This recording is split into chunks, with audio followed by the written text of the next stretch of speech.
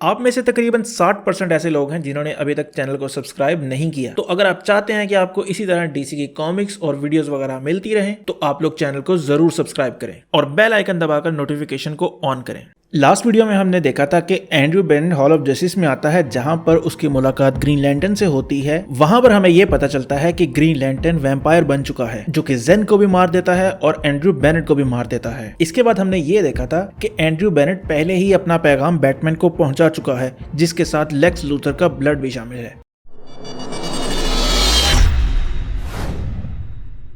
आज की हमारी वीडियो का आगाज एंटन आर्किन से होता है जो कि स्वैम्प थिंग का एक विलन है और उसके पास मैजिकल पावर्स हैं और अभी यहाँ पर बैठा वो कोई काला जादू कर रहा है कि तभी उसे अपने आसपास कोई आहट महसूस होती है। तो वो कहता है, तुम्हें क्या लगता है ग्रीन लैंटर्न, तुम मुझ पर इतनी आसानी से हमला कर सकते हो? तभी हम देखते हैं कि ग्रीन लैंटर्न एंटन की तरफ बढ़ रहा है और एंटन अपना मैजिक यूज करके कुछ शील्ड बनाता है और उसे रोकने की कोशिश करता है, लेकिन ग्रीन लैंटर्न उसे चीरता हुआ उसकी तरफ आता है और कहता है, मैं जानता हूँ तुम्हारा मैजिक स्ट्रॉन्ग है लेकिन मेरी विल पावर जितना स्ट्रॉन्ग नहीं है। और वो उसके करीब पहुंचकर उसे एक जोरदार मुक्का मारता है और इसके बाद वो उसका कत्ल कर देता है। इसके बाद हम देखते हैं कि वहां पर वैम्पायर्स का मास्टर अपीयर होता है जिसकी आवाज सुनते ही ग्रीन लैंटर्न झुक जाता है। अब हमें यहाँ पर दिखाया नहीं जाता कि वो मास्टर कौन है और वो ग्रीन लैंटर्न को कहता है कि हमें एक मसला लाहक होने वाला है। तो ग्रीन लैंटर्न कहता है, जो भी है मैं उसे संभाल लूंगा। तो उसका मास्टर उसे कहता है कि ये तुमने पिछली दफा भी कहा था लेकिन एंड्रयू को भी तुम सही तरह डील नहीं कर सके। वो एक हफ्ता खुलेआम घूमता रहा है और पता नहीं किस किस को उसने ये बात बताई होगी। तो ग्रीन लैंटर्न कहता है, मैंने उससे पूछा था मेरे आका, उसने ये बात किसी को नहीं बताई। तो उसका मास्टर उसे कहता है कि तुम्हें भरोसा होगा उसकी बात पर लेकिन मुझे उसकी बात पर भरोसा नहीं है। अब जाओ और सुराग लगाओ कि उसने ये बात किस किस को बताई होगी, कहीं ये ना हो कि एक छोटी सी चिंगारी जंगल की आग बने और हमारा घर भी उसमें जल जाए और इस सब के जिम्मेदार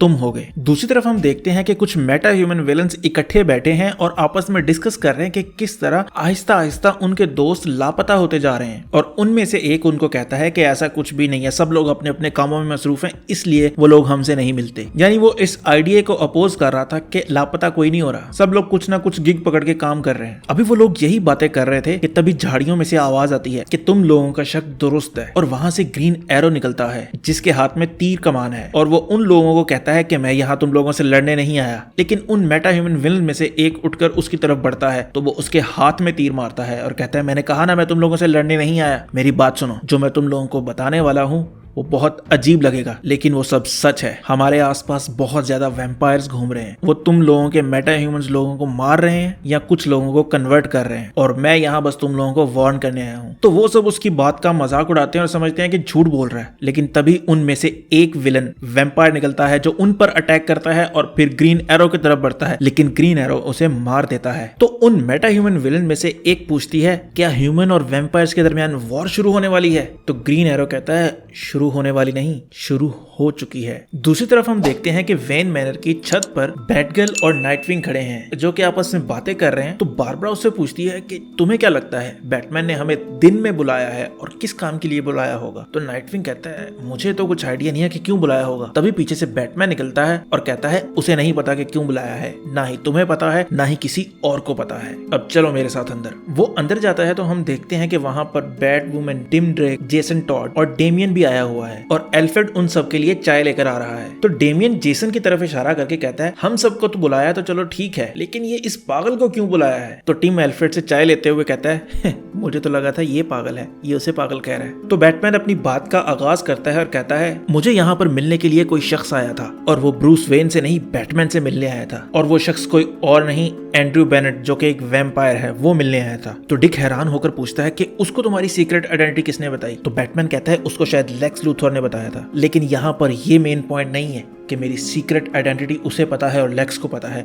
यहाँ पर एजेंडा कुछ और है जिसके लिए आज मैंने तुम सबको यहाँ पर बुलाया है। अभी उन लोगों की यही बातें चल रही हैं कि एल्फ्रेड उन सबको चाय डिस्ट्रीब्यूट कर रहा है। जब वो डेमियन के पास आता है तो डेमियन कहता है, मुझे चाय नहीं पीनी। तो एल्फ्रेड कहता है, मास्टर डेमियन मुझे पता है आप चाय नहीं पीते, इसीलिए मैं आपके लिए हॉट कोको बना के लाया हूँ। इसके बाद बैटमैन अपनी बात का आगाज दोबारा करता है और कहता है कि एंड्रयू बेनेट मुझसे तो नहीं मिल सका लेकिन वो अपने साथ एक लेटर लाया था जो वो एल्फ्रेड को देके गया जिसमें कुछ ऐसी बातें लिखी हैं जो मैं चाहता हूँ कि तुम लोगों को भी पता चले। वो उन्हें बताता है कि एंड्रयू बेनेट ने अपने लेटर में ये कहा है कि वैम्पायर्स एक बहुत बड़ी जंग की तैयारी कर रहे हैं ह्यूमंस के खिलाफ। तो बारबरा और डिक एक दूसरे की तरफ देखकर कहते हैं, लगता है ब्रूस हमारे साथ मजाक कर रहा है। तो बैटमैन कहता है, मैं मजाक नहीं कर रहा। कई साल पहले जब तुम लोग नहीं थे मेरे साथ, मैं अकेला काम करता था, तब मेरा मुकाबला एक शख्स से हुआ था जिसका नाम था निकोलाई टेप्स, जिसको लोग मैड मंक के नाम से भी जानते थे। अगर वो शख्स उस टाइम और ज्यादा पावरफुल होता तो आज पूरी ह्यूमन रेस वैम्पायर्स बन चुकी होती। इसके बाद वो उन लोगों को ये भी बताता है कि उसने एंड्रयू बेनेट को ढूंढने की भी कोशिश की, लेकिन वो हवा में ऐसे गुल हो गया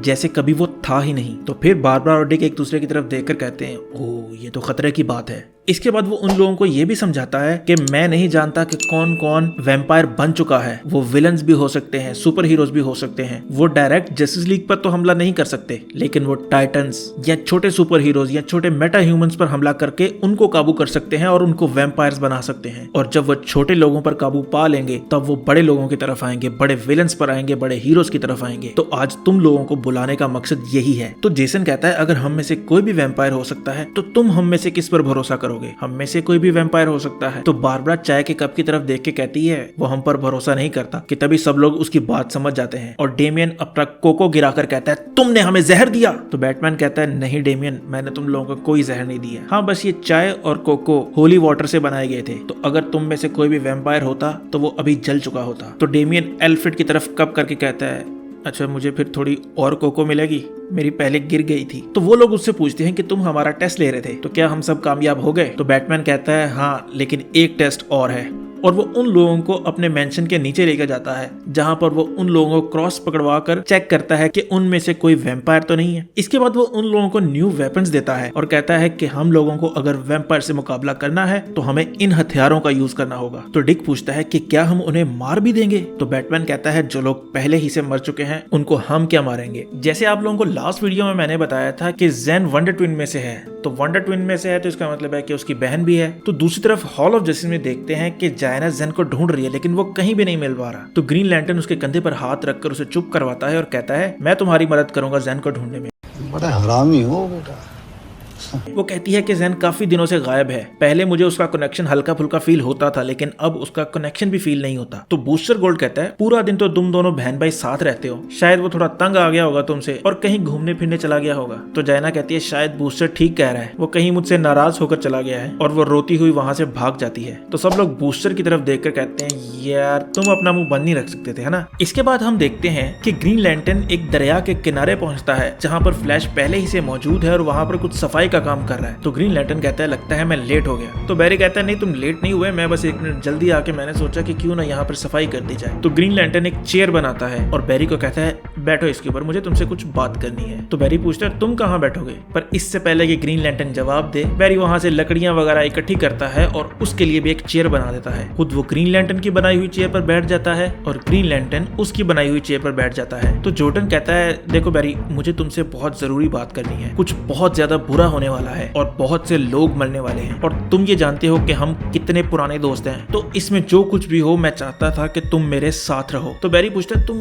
क्या कहना चाहते हो? साफ साफ कहो। तो लैंटर्न कहता है, दोस्त, मैंने तुम्हारे लिए बहुत कोशिश की, मैंने बहुत बहस की कि तुम भी मेरे साथ आओ, लेकिन वो लोग नहीं माने। तो बैरी कहता है, क्यों पहेलियां बुझा रहे हो? साफ साफ बताओ कौन लोग नहीं माने और किस चीज के लिए नहीं माने? मगर इससे पहले कि बैरी कुछ और कहता, वो कुर्सी जिसके ऊपर वो बैठा था वो बैरी को जकड़ना शुरू हो जाती है और पूरी तरह उसे अपने काबू में ले लेती है। तो बैरी वहां से वाइब्रेट करके फेस करने की कोशिश करता है, लेकिन ग्रीन लैंटर्न की रिंग उसे पूरी तरह अपने काबू में ले चुकी थी और उसकी वाइब्रेशन का भी कोई असर नहीं हो रहा था। तो वो जॉर्डन से कहता है, हेल्प, छोड़ो मुझे, ये तुम क्या कर रहे हो? लगता है कोई तुम्हें काबू कर रहा है। तो जॉर्डन कहता है, नहीं मेरे दोस्त, कोई मुझे काबू नहीं कर रहा, पहली दफा ही तो मैं होश में हूँ। और जॉर्डन फिर उसे बताता है कि किस तरह उसने अपनी पूरी कोशिश की कि तुम भी वैम्पायर बन जाओ, लेकिन उसके मास्टर का ये कहना है कि जिस तरह का फ्लैश का मेटाबॉलिज्म है तो उसकी भूख पूरी दुनिया के इंसानों का खून पीकर भी खत्म नहीं होगी, इसलिए फ्लैश को हम कन्वर्ट नहीं कर सकते। इसके बाद वो बैरी से माफी मांगता है और उसकी गर्दन मरोड़कर उसको वहीं पर मार देता है और यहाँ पर हमारा ये आज का इशू